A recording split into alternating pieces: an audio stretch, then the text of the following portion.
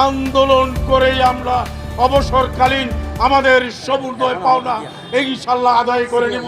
আমি আমার বর্তমানকে ড্যাঙ্গায় আমি ভবিষ্যতে চিন্তা করে একটু টাকা জমায় রাখলাম, সেই টাকা উঠাইতে এসে আমি দাঁড়ে দাঁড়ে ঘুরতেছি, আমি টাকা পাচ্ছি না। মাননীয় প্রধানমন্ত্রী জনাব তারেক রহমান সাহেবের কাছে আমাদের উদাত্ত আহ্বান, আজকে যারা অবসরে গেছেন তাদের টাকাটা যেন 16 আনা বুঝিয়ে দেওয়া হয় এবং অনতিবিলম্বে যেন একটা সুষ্ঠুভাবে সেখানে অর্থ বরাদ্দ রেখে যারা অবসরে যাবেন এবং যারা ইতিমধ্যে অবসরে চলে গেছেন তাদের টাকা যাতে দেয়া হয়।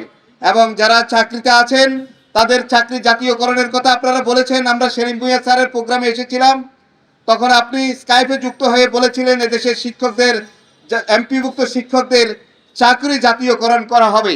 আমরা এটার আমরা বাস্তবায়ন দেখতে চাই অনতিবিলম্বে। এই সমস্ত শিক্ষকরা থ্যাংক ইউ অবসর গ্রহণ করেছে, তাদের টাকা যথা সময়ে যদি না দেওয়া হয় তাহলে সমস্যাটা কি?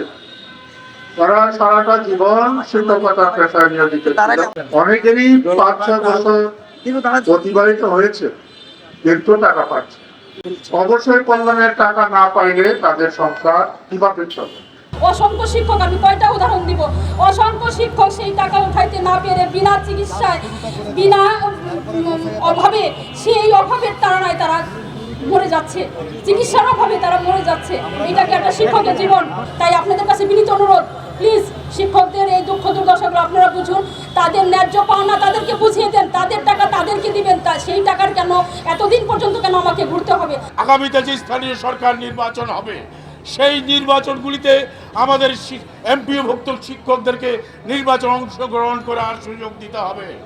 চাকুরি জাতীয়করণ না হওয়া পর্যন্ত আমাদের সমস্ত নির্বাচনে অংশগ্রহণ করার সুযোগ দিতে হবে।